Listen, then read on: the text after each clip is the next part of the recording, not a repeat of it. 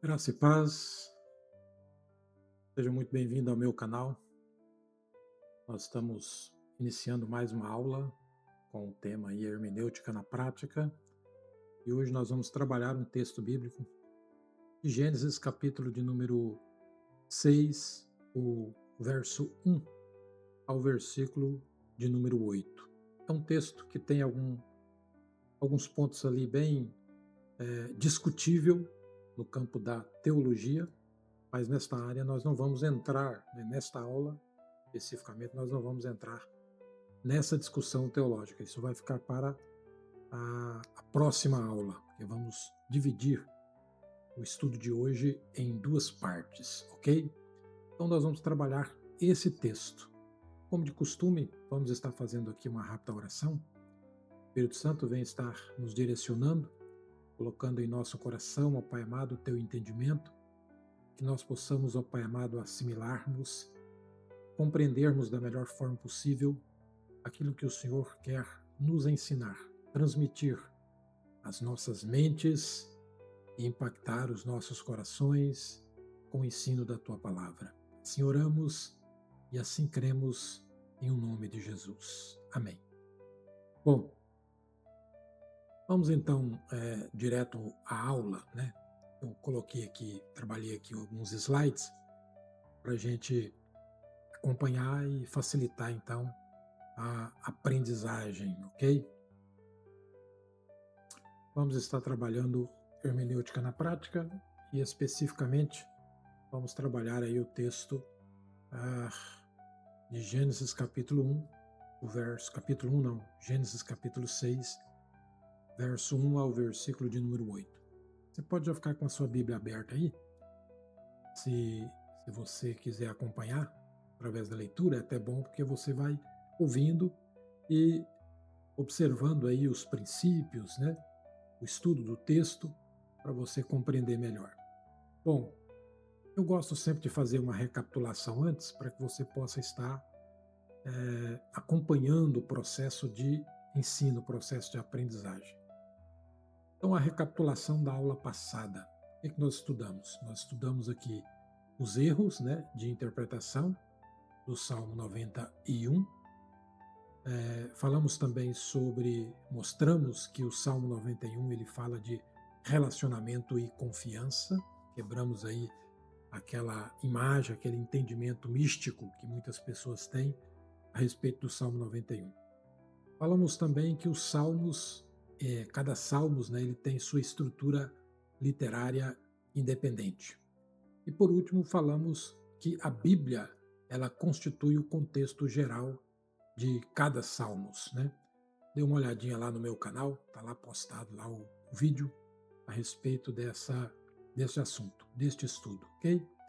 Hoje, então, nós vamos falar capítulo de número 6, verso 1 ao versículo de número 8. Então, nós vamos falar sobre três coisas nesta aula.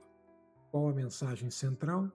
Depois vamos falar sobre as teses principais sobre Gênesis 6, 2. E depois vamos mostrar o que a hermenêutica diz. Vamos então hoje falar sobre qual é a mensagem central do texto. Hoje a aula vai centrar mais nesse ponto. Nós não vamos falar sobre esse segundo ponto aqui. Nós não vamos entrar nas quatro teses principais sobre Gênesis 6:2, né? E o terceiro ponto, nós vamos estar falando paralelamente ao terceiro ponto, né?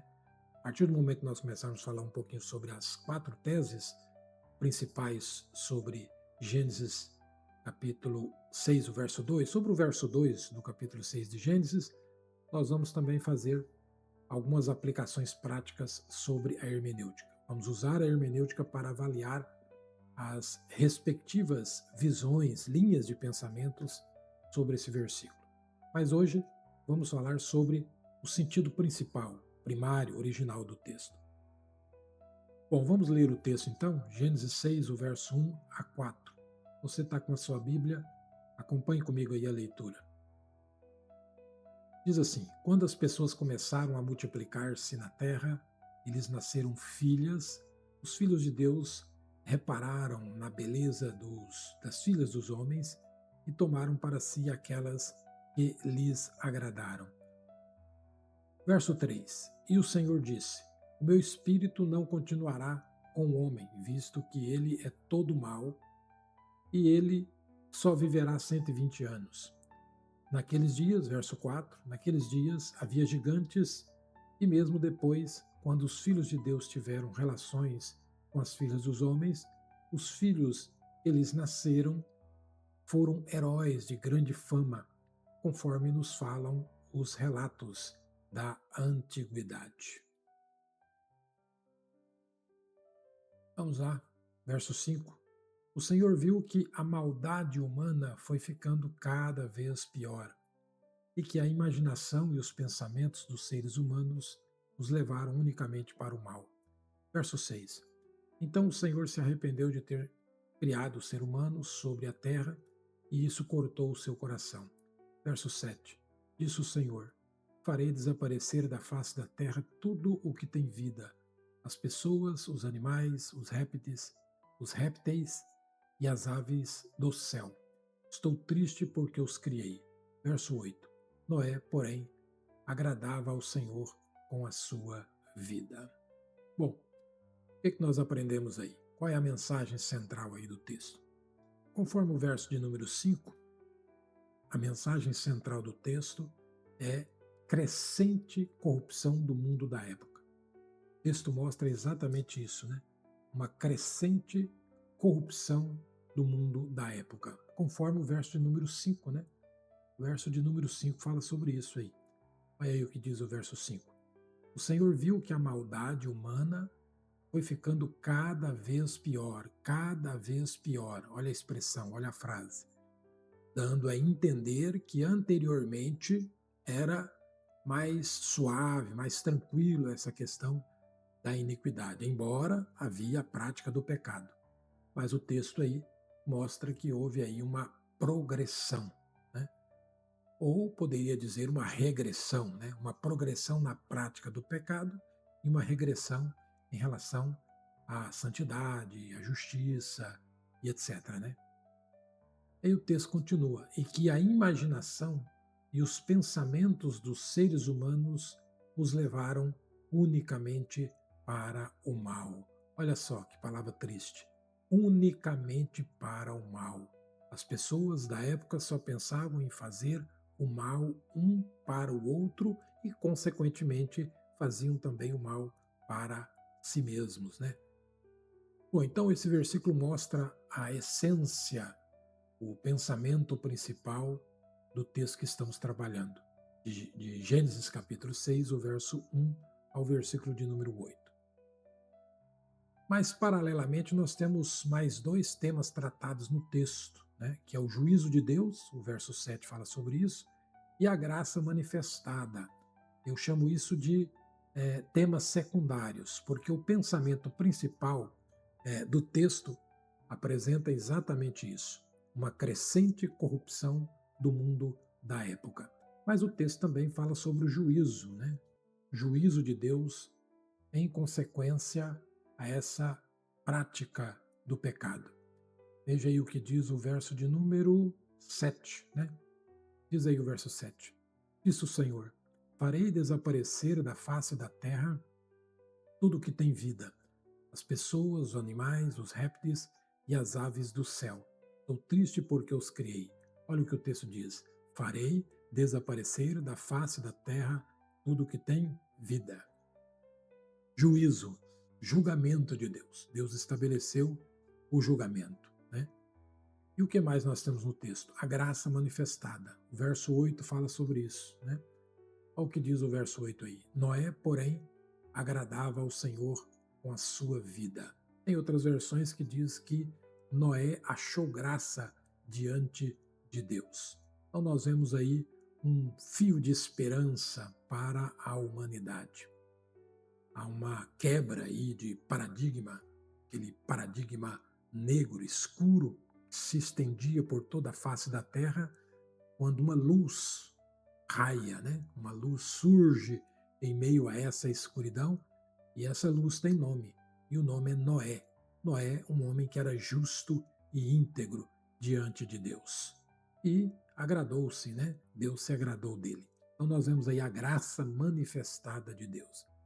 Então nós vemos aí três grandes verdades principais no texto, né?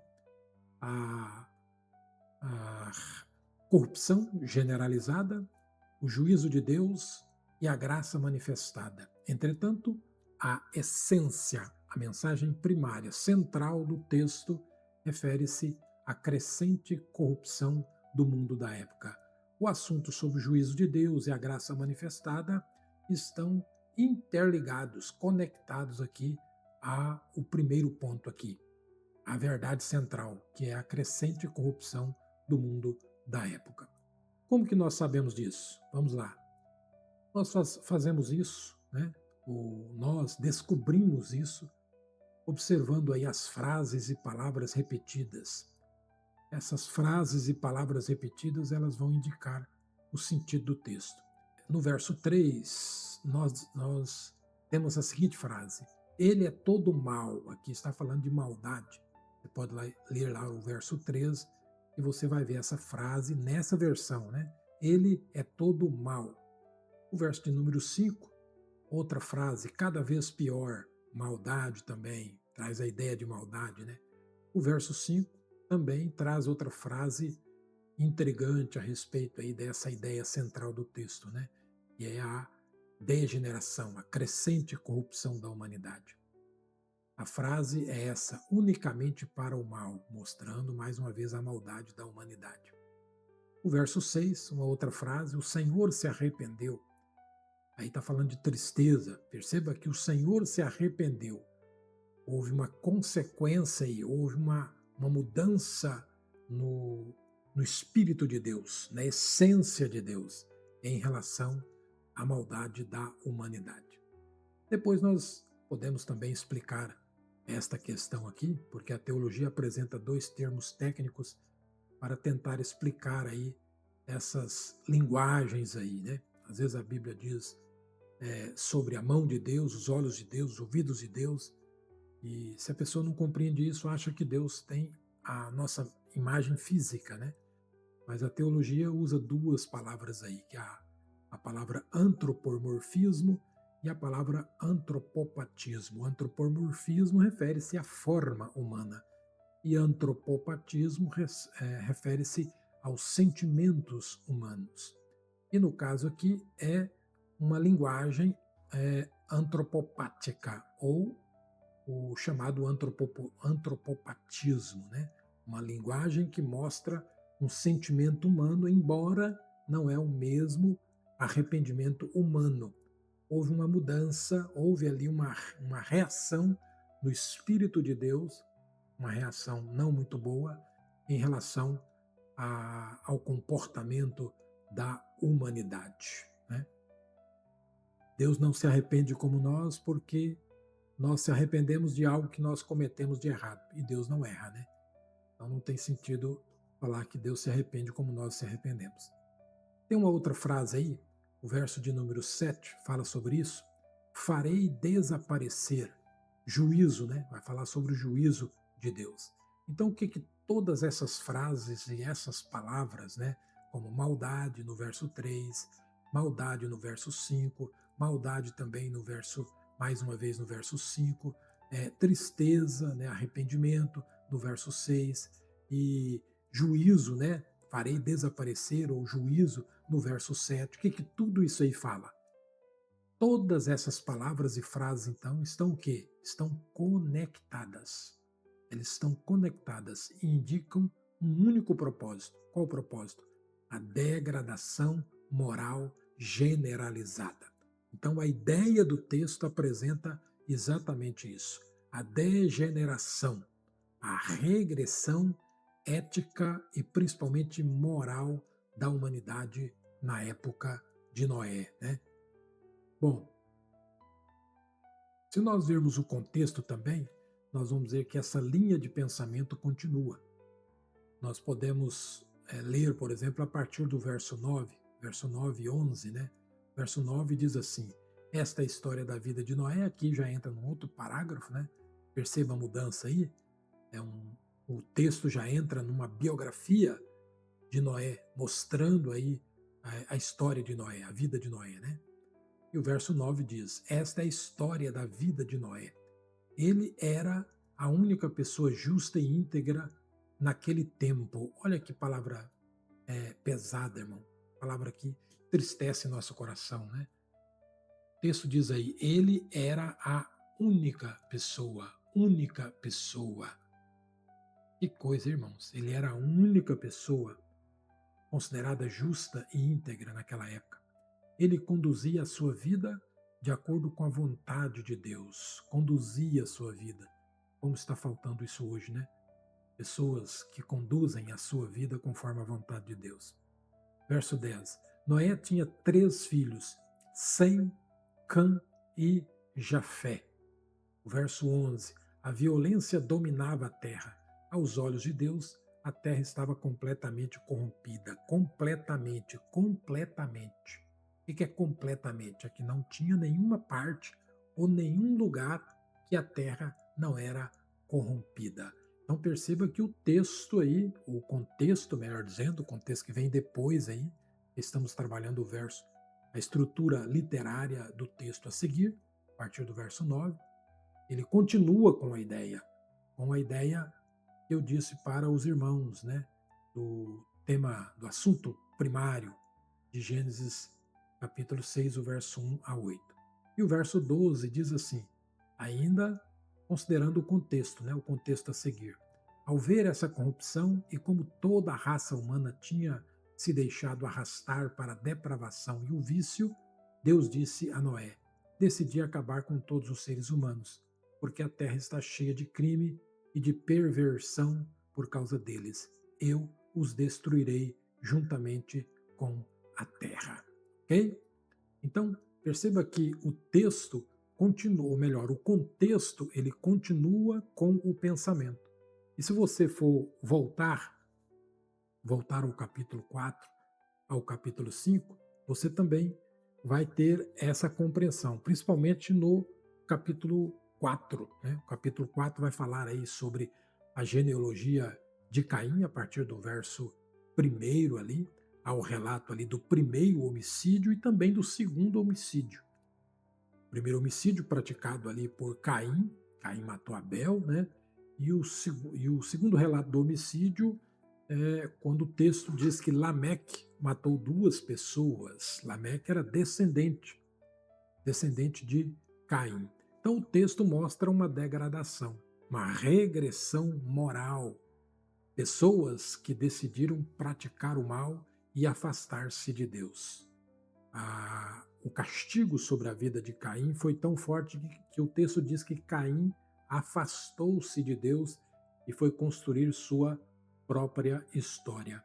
No capítulo 5, nós temos uma quebra de paradigma. Mas antes disso, eu quero ler aqui um texto bem interessante, 2 versículos no capítulo de número 4, que mostra algo, uma reviravolta desse contexto imoral que havia na época, né? O verso de número 25 e 26 diz assim, do capítulo 4 de Gênesis: novamente Adão teve relações com sua mulher e ela deu à luz outro filho, a quem chamou de Sete, dizendo: Deus me concedeu um filho no lugar de Abel, visto que Caim o matou. Também a Sete nasceu um filho, a quem deu o nome de Enos. Nessa época começou-se a invocar o nome do Senhor. Olha que coisa interessante. Isso significa que a humanidade antes não invocava o nome do Senhor. Pelo menos aquela geração a partir de Caim, né?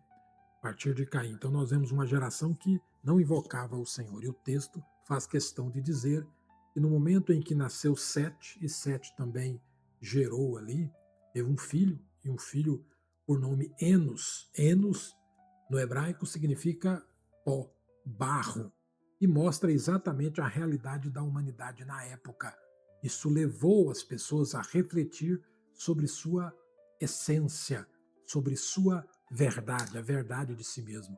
E as pessoas começaram a invocar o nome do Senhor. Aí, a partir desse texto, entra no capítulo 5, estabelece ali uma linhagem que destaca ali algumas pessoas buscando a Deus, adorando a Deus, servindo a Deus. E ali mostra a linhagem de Sete. Sete, que era filho também de Adão, como também Caim o era. Então, estabelecendo muito claramente ali duas linhagens. Uma linhagem que se afastou de Deus e uma linhagem que, de certa forma, estava buscando a Deus, se voltou para Deus, né? E essa linhagem é a linhagem de Sete. Quando entra no capítulo 6, o texto que nós estamos trabalhando, há ali também uma continuidade desse pensamento, mostrando no texto, no capítulo 6, uma queda moral brusca nas duas linhagens, tanto na linhagem de Caim como também na linhagem de Sete, mostrando que toda a humanidade, veja que o texto englobou todos, ali mostra que toda a humanidade degenerou-se, praticava o pecado, ok? Então perceba que a ideia do texto, tanto no contexto que vem antes como no contexto que vem depois, mostra exatamente isso, reforça o que nós trabalhamos no texto propriamente dito. A ideia do texto, então, é mostrar a degeneração, a prática, a evolução da prática do pecado na humanidade da época. Ok? Olha, na próxima aula, nós vamos trabalhar o verso de número 2, que vai estar estabelecendo aí algumas opiniões, algumas conjecturas teológicas em torno deste tema. Nós vamos falar um pouquinho sobre quem é ali os filhos de Deus e as filhas dos homens, descrita ali no verso de número 2, ok? Muito bem. Então, se você gostou da aula, dê o seu like aí, deixe o seu comentário e compartilhe esse vídeo, ative o sininho para que você não possa perder nenhum vídeo aí postado pelo meu canal, ok? Vamos aprender juntos, vamos crescer juntos na graça e no conhecimento de Deus. Quero te agradecer por ter ficado até aqui, um grande abraço e Deus te abençoe.